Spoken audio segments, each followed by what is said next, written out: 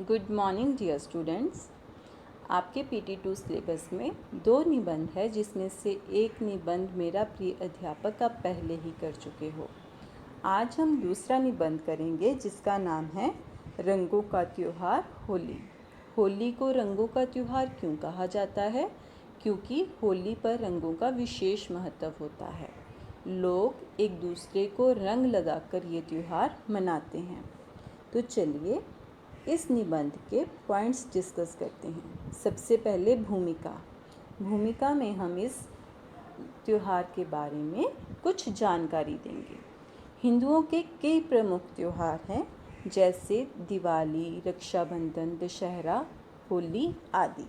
आपको पता है कि भारत को त्योहारों का देश कहा जाता है, क्योंकि यहाँ पर अलग अलग धर्मों के लोग रहते हैं और हर धर्म के अपने त्योहार हैं। लेकिन होली का त्योहार जो है वो हिंदू धर्म से संबंधित है। तो यहाँ पे बताया गया है कि हिंदुओं के कई प्रमुख त्योहार हैं और जिसमें से एक है होली। होली का त्योहार एक अनोखा त्योहार है।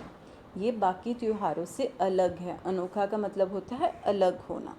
चेहरे को रंगने की प्रथा ये संदेश देती है कि सब लोग एक समान हैं। चेहरे को रंगने की प्रथा हमें ये संदेश देती है कि हम सब लोग एक समान हैं। जब हमारे चेहरे पर रंग लगा होता है तो हम किसी को भी पहचान नहीं पाते, जिससे क्या संदेश मिलता है कि हम सब एक हैं। सभी लोग इस त्योहार को उत्साह के साथ मनाते हैं। सभी लोग इस त्योहार को बहुत उत्साह के साथ, खुशी के साथ मनाते हैं। हंसी खुशी और भाईचारे की दृष्टि से इस त्योहार का अत्यधिक महत्व है। इस त्योहार में हम खूब मस्ती करते हैं, खूब हंसते हैं, खूब खुशियाँ मनाते हैं और एक दूसरे से मिलते हैं। तो यहाँ पर कहा गया है कि हंसी खुशी और भाईचारे की दृष्टि से इस त्योहार का अत्यधिक विशेष महत्व है। उसके बाद दूसरा पॉइंट है मनाने का कारण। जब भी हम कोई त्योहार मनाते हैं तो उसके मनाने के पीछे कोई ना कोई कारण होता है। तो यहाँ पर हम वही बताएंगे। होली त्योहार फाल्गुन मास की पूर्णिमा को मनाया जाता है। होली का त्योहार जो है वो फाल्गुन मास में आता है। फाल्गुन मास कौन सा होता है? जब फरवरी में संक्रांति आती है उसके बाद जो देसी महीना शुरू होता है उसको फाल्गुन कहा जाता है। तो उस महीने में जो है ये त्योहार मनाया जाता है। और किस दिन मनाया जाता है? पूर्णिमा के दिन। पूर्णिमा मतलब फुल मून नाइट। उस समय वसंत ऋतु के कारण सारी धरती मोहक वातावरण से रंगी होती है। उस समय कौन सी ऋतु चल रही होती है? वसंत ऋतु। और वसंत ऋतु में चारों ओर हरियाली होती है, फूल खिले होते हैं, तो सारी धरती जो है वो बहुत ही सुंदर लगती है। खेतों में सरसों के फूलों की बहार आ जाती है। इस समय जो है सरसों के फूल जो है वो खूब जो है उगाए जाते हैं और सारे खेतों में उसकी बहार आ जाती है। इस त्योहार का ऐतिहासिक और धार्मिक महत्व भी कम नहीं है। ये त्योहार जो है ऐतिहासिक महत्व भी रखता है और धार्मिक भी। ऐतिहासिक मतलब इतिहास के साथ संबंधित और धार्मिक मतलब धर्म के साथ संबंधित। धार्मिक कथा के अनुसार प्राचीन काल में हिरण्यकश्यप नाम का एक क्रूर और अत्याचारी राजा था। यहाँ पर आपको एक धार्मिक कथा जो है, प्राचीन कथा जो है वो बताई जा रही है कि हिरण्यकश्यप नाम का एक क्रूर राजा था। वह स्वयं को ईश्वर मानता था। वो इतना अभिमानी था कि वो खुद को ही जो है वो ईश्वर मानता था और जनता को अपनी पूजा करने को कहता था। अपने राज्य में रहने वाले लोग जो हैं उनको वो कहता था कि वो उसकी पूजा करें। उसका पुत्र प्रहलाद भगवान का परम भक्त था, लेकिन उसका पुत्र जो प्रहलाद था वो भगवान का परम भक्त था। उसने अपने पिता को ईश्वर मानने से इनकार कर दिया। वो जानता था कि जो ईश्वर है वो बहुत बड़े हैं और मेरे जो पिता हैं वो एक आम इंसान है। तो उसने मानने से इनकार कर दिया था अपने पिता को ईश्वर। इसलिए हिरण्यकश्यप उसे मारना चाहता था। तो हिरण्यकश्यप को लगा कि अगर मेरा खुद का पुत्र मुझे भगवान नहीं मानेगा तो लोग कैसे मेरे को भगवान मानेंगे। इसलिए हिरण्यकश्यप जो है अपने पुत्र को ही मारना चाहता था।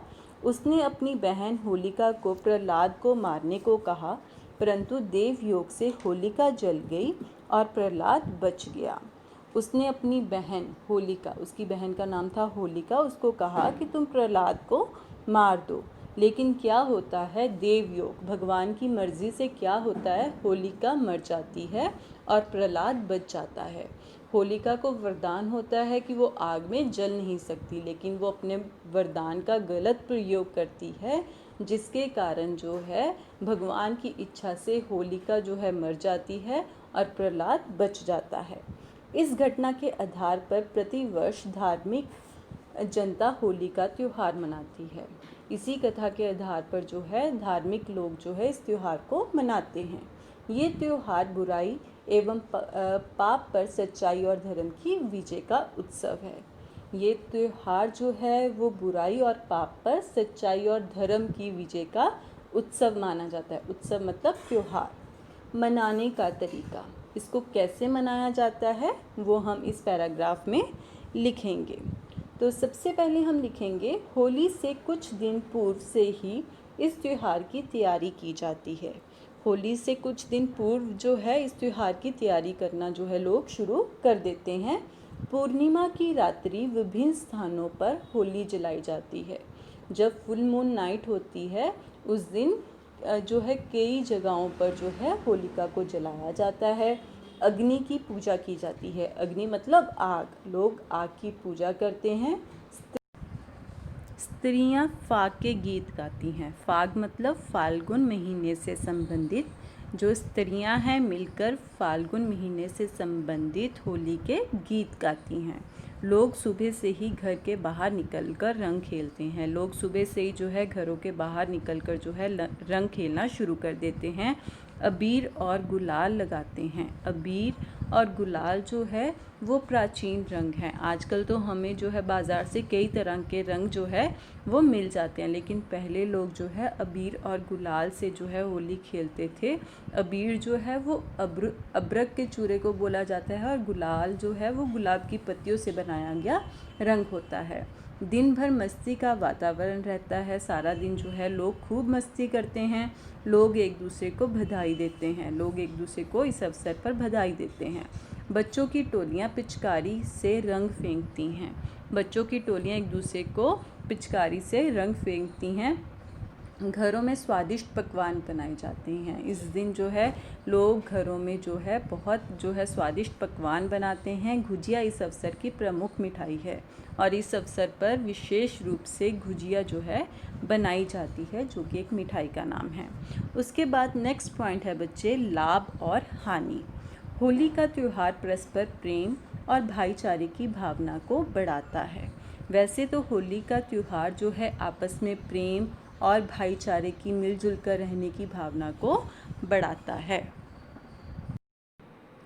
इस अवसर पर अमीर और गरीब का भेदभाव नहीं रहता है। सब लोग इसको मिलजुल कर मनाते हैं, इसलिए इस अवसर पर कोई भी अमीर और गरीब का भेदभाव नहीं करता है। समाज में मेल जोल बढ़ाने की दृष्टि से ये त्यौहार अत्यंत लाभप्रद है। अगर हम ये देखें कि ये त्यौहार जो है क्या विशेषता लेके आता है कि इससे जो है आपस में मेल जोल बढ़ता है और लोग जो है आपस में प्रेम से रहने की शिक्षा जो है वो लेते हैं। होली के दिन कुछ लोग अशोभनीय कार्य करके इसे अपवित्र बनाते हैं। लोग जो है कुछ अशोभनीय कार्य करते हैं। अशोभनीय कार्य कौन से होते हैं? जो शोभा नहीं देते हैं, जो अच्छे नहीं लगते हैं। कुछ लोग लेकिन अशोभनीय कार्य कर इस त्यौहार को अपवित्र बनाते हैं। कई लोग इस अवसर पर शराब पीकर उधम मचाते हैं। कई लोग जो हैं शराब पीकर जो है बहुत उधम मचाते हैं। उधम मचाना मतलब कि शोरगुल करना। कई स्थानों पर स्त्री पुरुष डंडों से पीटकर चोट पहुंचाते हैं। कई स्थानों पर होली कैसे मनाई जाती है? एक दूसरे को डंडों से पीटते हैं, जिससे कई बार गंभीर चोटें लग जाती हैं। ऐसे करने से होली का आनंद समाप्त हो जाता है। अगर किसी को गंभीर चोट लग जाए या उसके रिश्तेदारों को जो है गंभीर चोट लग जाए, इससे क्या होता है, होली का जो आनंद है वो समाप्त हो जाता है। गुब्बारे फेंकना आम बात हो गई है। लोग एक दूसरे को गुब्बारे फेंकते हैं, ये एक आम बात हो गई है। लेकिन जो है सरकार ने इस पर प्रतिबंध लगाया है। प्रतिबंध मतलब रोक लगाना। सरकार द्वारा शांति बनाए रखने के लिए शराब की दुकानों को बंद रखने का आदेश दिया जाता है। जब होली का त्यौहार होता है, वातावरण जो है वो शांतिपूर्ण रहे, इसलिए जो है सरकार उस दिन शराबों की दुकानों को बंद रखने का आदेश देती है। और गुब्बारे फेंकने पर भी प्रतिबंध लगाया गया है। गुब्बारों को फेंकने पर जो है वो प्रतिबंध, रोक लगाई गई है। तो उसके बाद लास्ट जो आपका पॉइंट है वो है उपसंहार। उसमें हम जो है इस पूरे निबंध का निष्कर्ष निकाल कर लिखेंगे। होली का त्यौहार पाप पर पुण्य की विजय का प्रतीक है। जो होली का त्यौहार है वो पाप पर पुण्य की विजय का प्रतीक है, मतलब कि बुराई पर अच्छाई की जीत का प्रतीक माना जाता है। इससे हमें प्रेम, भाईचारे एवं एकता की शिक्षा मिलती है। इससे हमें कौन सी शिक्षा मिलती है कि हमें प्रेम से रहना चाहिए, हमें आपस में एकता के साथ एकजुट होकर रहना चाहिए और भाईचारे की शिक्षा जो है वो मिलती है। मथुरा, वृंदावन, बरसाना और गोकुल में यह उत्सव विशेष रूप से मनाया जाता है। ये कुछ जगहों के नाम दिए गए हैं जिसमें बताया गया है कि ये त्यौहार वहाँ पर विशेष रूप से मनाया जाता है। हमें इस त्यौहार पर अच्छे आचरण का परिचय देना चाहिए। हमें इस त्यौहार पर जो है एक अच्छा आचरण मतलब कि व्यवहार करना चाहिए, उसका परिचय देना चाहिए, ताकि ये जो हमारा त्यौहार है वो हम सब जो है वो अच्छे से खुशी खुशी मना सके, किसी को भी किसी भी प्रकार का कोई भी नुकसान ना हो। तो बच्चे, आप इस निबंध को अपने शब्दों में लिख सकते हो। सिर्फ आपको अच्छे से पहले समझना है कि आपको कौन से पॉइंट में क्या लिखना है।